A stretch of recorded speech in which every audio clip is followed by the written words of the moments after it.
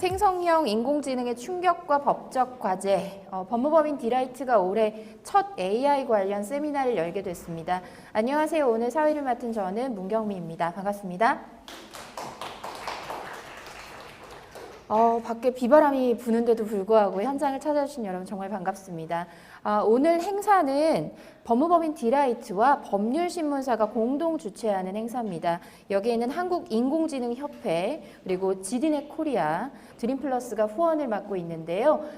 그러면 첫 번째 순서를 저희가 좀 마련해 보겠습니다. 오늘 세미나는 참고로 저희가 법무법인 디라이트 유튜브 채널을 통해서 영상으로 공개할 예정인데요. 일부 연사에 한해서는 현장 발표만 공개하는 것으로 되어 있습니다. 이미 사전에 공지가 되어 있고 저희가 앞서 이메일을 아마 참석자분들께 안내로 드렸을 겁니다. 거기에 보면 카카오톡 오픈 채팅방 주소도 알려드렸는데요. 거기 들어오셔서 질의응답을 남겨주시면 저희가 그걸 따로 모아서 연사분들께 전달해 드릴 예정이고 혹시라도 현장에서 소화할 수 있다면 질문을 드려볼 수 있도록 하겠습니다.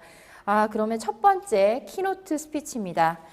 챗 GPT 시대와 한국 법조 대응이란 주제로 서울고등법원의 강민구 부장판사님께서 도와주실 예정입니다.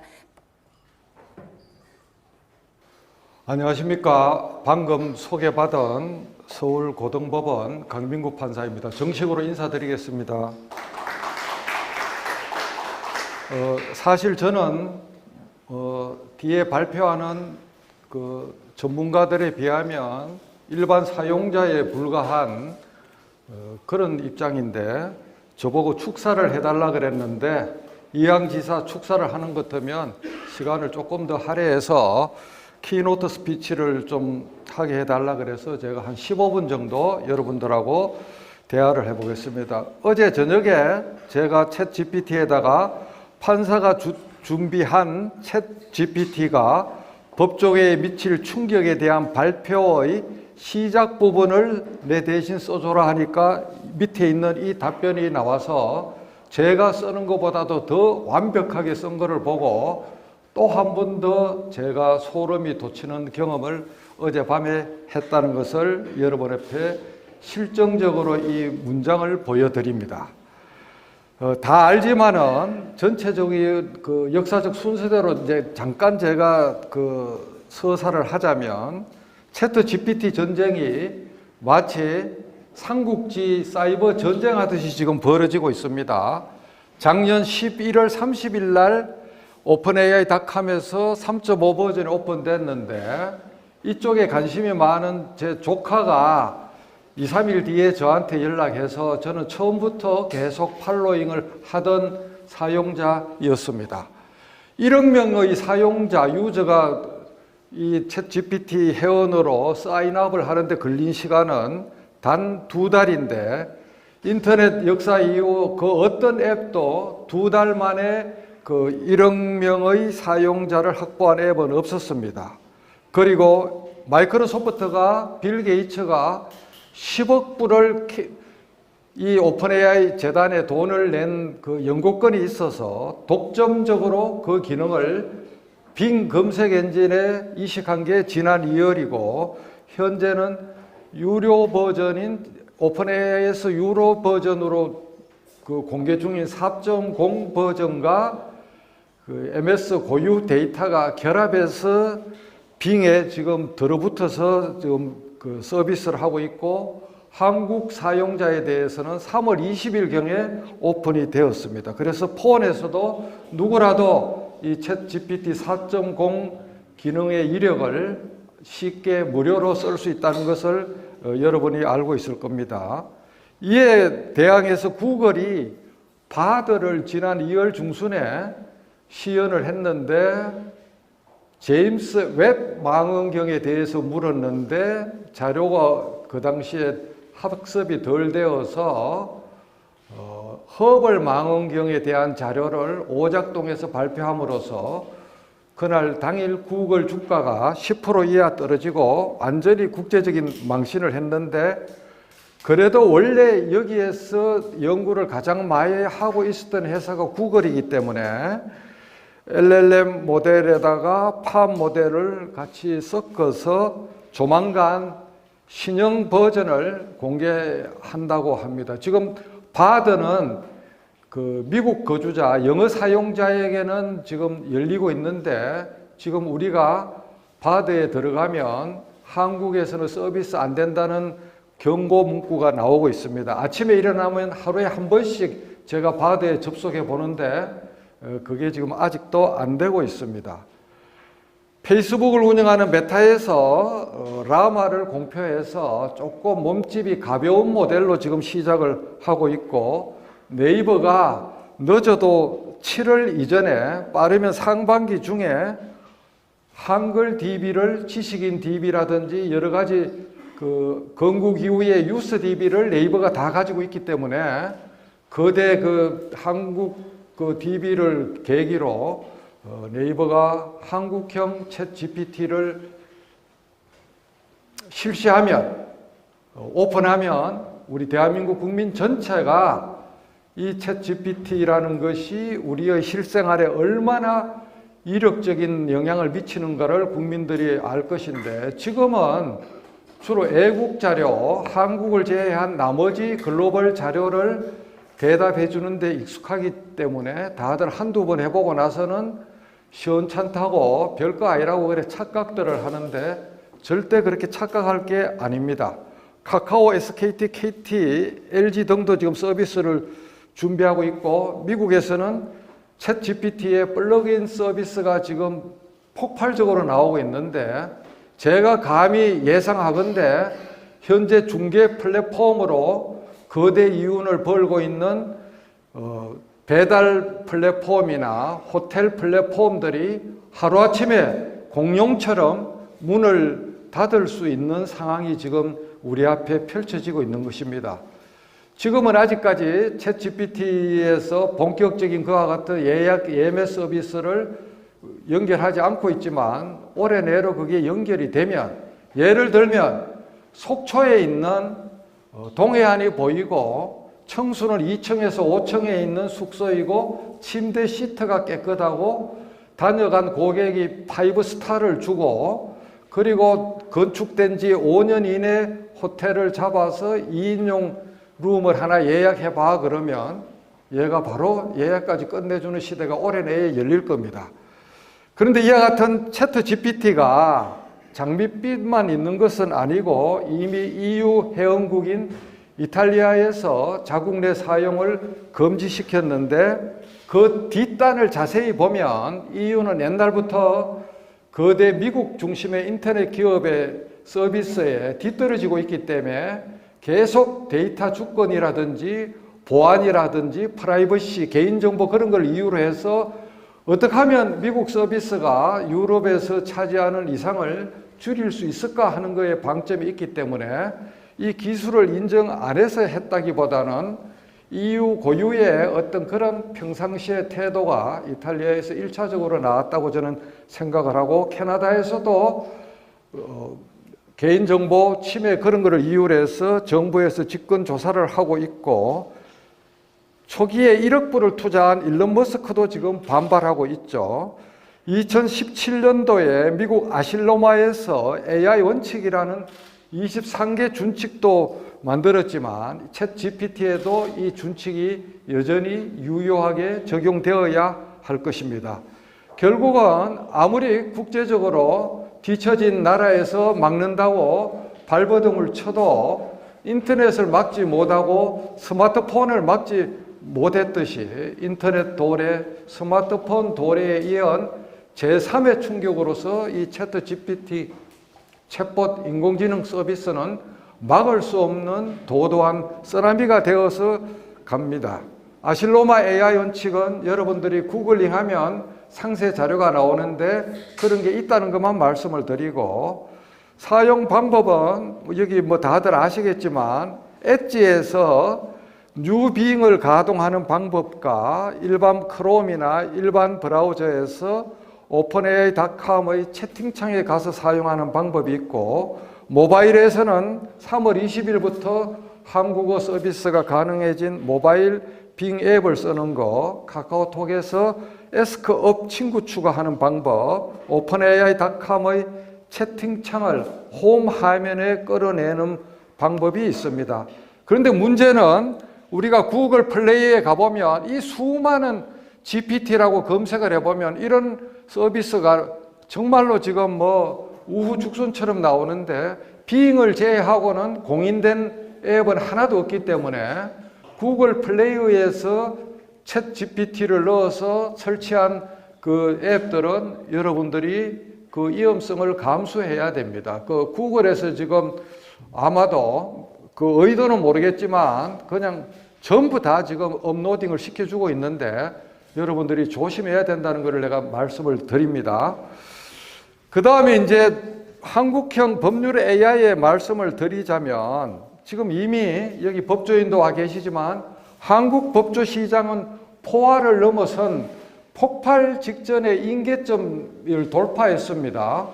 88년도에 제가 판사로 임관되었는데 그때 대한민국 변호사 시장이 3,000명 정도가 안 됐습니다.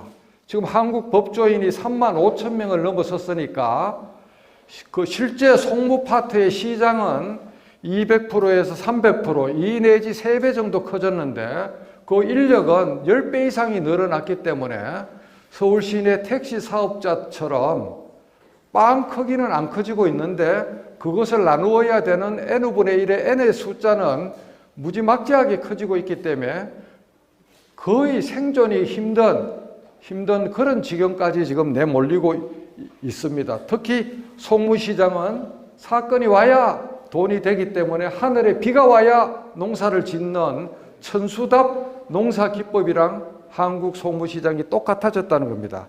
그런데 이런 한국 법조 AI 개발에 예상되는 문제는 다른 것도 마찬가지지만 공유 앱을 입법으로 표를 위해서 타다 금지법을 만드는 한국 국회가 아니겠습니까?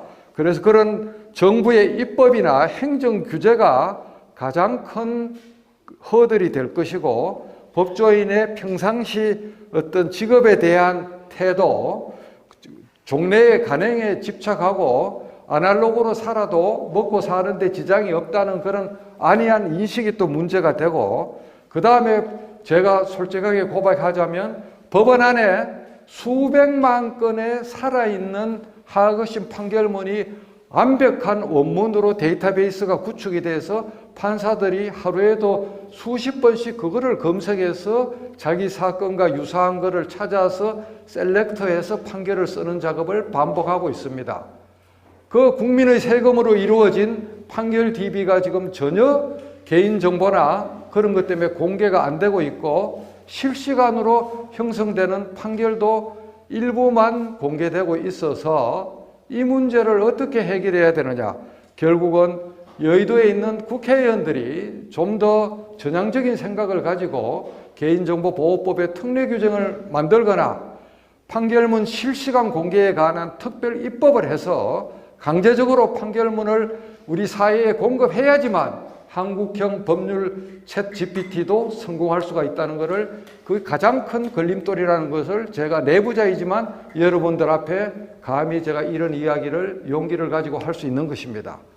앞으로 이제 이런 AI가 본격적으로 가동이 되면 올 연말에 로앤굿이라는 한국의 리걸테크 두 번째 크기 사이즈를 가지고 있는 회사에서 미국의 스타트업 기업과 3월 달에 MOU를 체결해서 지금 개발에 착수했습니다. 그래서 올 연말에 그게 시중에 풀릴 것 같은데 그래 되면 클래식한 소송이 캐주얼복을 입는 것처럼 정말로 간편하고 간이화되어서 거의 간단한 소액 사건이나 단독 사건은 AI가 소장이나 준비 서면을 다 써주는 그런 세상이 올 연말이면 도래한다고 제가 감히 여러분들한테 미리 예언을 합니다. 그 다음에 메이저 탑 10, 탑 20 거대 로펌들이 그런 간이 시장에 대해서는 눈을 크게 안 뜨고 있었지만 AI가 도입되면은 변호사 100명, 1000명 도입한 효과가 AI가 처리하고 큰 사건, 작은 사건 막론하고 특히 간이 사건은 그냥 순식간에 사람이 한 건 처리할 동안에 1000건 정도를 처리할 수 있는 능력이 있기 때문에 법조 시장의 성자 독식 현상이 더욱더 확실히 될 거고 2045년 기술적 특이점이 도래할 무렵에 가면 대한민국의 판사, 검사, 변호사의 구분이라든지 그 영역 자체가 아마 사라질지도 모른다는 그런 근본적인 예상을 저는 하고 있습니다. 이 기술적인 특이점이 2045년에 온다는 것은 전문가들의 거의 99%가 지금 인정하고 있는 이야기입니다. 영국 BBC에서 2015년도에 향후 20년 내에 사라질 직업에 대한 전문가 설문조사를 했는데 여기 보시면 변호사, 대학 교수 이런 사람들이 50% 이상 자기 집에 가야 된다고 영국의 전문가들이 대답을 했습니다. 이미 상위 그룹은 95% 이상 집에 가야 되는 그룹입니다. 중국에서는 2016년도에 이미 메가시티에서 모든 법정의 인간 속기사를 다 없애고 자동 음성 인식 기능으로 정의신문 조서를 타이핑해서 인간 속기사는 사무실에 10분의 1만 남아서 항소되는 사건만 녹취록을 기계로 풀어서 오탈자만 손보는 정도로 중국이 이미 2016년도에 그거를 실시하고 있었습니다. 우리도 지금 당장 내일부터라도 네이버 클로버 노트를 내부에다가 가동시키면 속기사 인력의 90%가 필요 없지만은 고속도로 톨게이트 안내 서비스하는 인력이 지금 남아있는 게 고용 때문에 남아있듯이 고용 정책적인 입장에서 법원에서도 그거를 채택을 못하고 있는 그런 현실입니다. 그러니까 현재 법조인 라이센스 있다고 주구장창 자기 나이 들 때까지 먹고 살 수 있다고 생각하는 것은 크나큰 착오라는 것을 내가 다시 한 번 더 강조를 하는 바입니다. 그래서 이와 같은 법조 채트 GPT가 이런 일들을 앞으로 올 연말이면 할 것입니다. 사건 구성이나 해결에 적합한 판례나 하급심 판결을 인간을 대신해서 즉각 찾아서 문장으로 응답하고 법조문도 즉시 문장으로 응답하고 소장 준비 서면 판결문 작성에 일정 부분 인간을 돕는 도우미 기능을 하고 구체적인 사건 시나리오를 물어보면 누가 이길 것인가 승패를 예상을 해주고 해외 관련 판례나 법률 논문 작성에 필요한 참고 문헌을 인간을 대신해서 신속하게 정리해주고 기타 어쏘 변호사나 배석 판사가 처리하는 업무의 50% 이상을 자동화해주는 기능을 할 것이며 간이한 사건의 소장을 변호사 조력 없이 자동으로 작성해 줍니다. 이게 올 연말이면 대한민국에서 가능할 시나리오입니다. 이래 되면 이 방송을 듣는 분이나 여기 앉아있는 법조인들이 과연 그 시대가 됐을 때 인간 변호사 홍길동으로서 나의 경쟁력은 무엇인가에 대해서 심각하게 고민을 해야 됩니다. 그래서 여기 어떻게 생존할 것인가에 대해서 제 생각을 적었습니다. 경상 비용을 최소화하고 사무 자동화에 적극 도입하고 AI 효과를 두려워하지 말고 도입해야 된다. 그래서 채트 GPT 같은 혁신 기술 위에 올라타야 된다. 기존의 간행을 깨는 데는 9배의 구각을 깨는 고통이 따르지만은 반드시 우리가 다리를 걷고 넘어야 할 강물이다. 그래서 호기심과 탐구심, 열정, 이타심을 자기의 섭성으로 삼아서 융합적, 통섭적 전문가를 지향해야 되고 SNS도 양날의 검이지만 선용하면은 변호사 업무에 도움이 된다는 것을 인식을 해야 된다. 그래서 최종적인 것은 결국은 아날로그다. 이런 채트 GPT 아니라 채트 GPT 할아버지가 나와도 아날로그 감성은 결국 인간만이 가질 수 있는데 결국 좋은 양질의 독서 한 줄이라도 적는 글짓기, 사고 실험과 명상, 각계 전문가한테 온라인, 오프라인 묻고 배우는 것이 육체 근육에 대비되는 생각 근육을 키우는 것이고 제가 항상 강조하는 것은 이러한 아날로그 우회 축적이 없이 기술만 가지고서는 사상 누각이라는 것을 여러분 앞에 다시 한 번 더 오늘 그 키노트 스피치로 말씀드리고 요 QR 코드를 찍으면 다 전부 다 제가 영상으로 5분짜리로 만들어 놨기 때문에 여러분들이 활용해 보시고 나머지는 제 유튜브나 네이버 블로그에 가서 보면 모든 자료들이 다 있고 시연하려고 사실은 이렇게 지금 그것도 해놨지만은 미러링도 해놨지만은 지금 현재 시간이 저한테 주어진 게 15분밖에 없기 때문에 시연을 생략하는 아쉬움을 여러분에게 안타깝게 생각합니다. 그래서 뒤에 분이 또 군에서 치사병리 배식에 실패하면 용서받지 못하고 이런 강연에서 연사가 시간 배분에 실패하면 용서를 받지 못하기 때문에 저는 이 정도로 용서를 구하면서 마치고 제 카톡 아이디로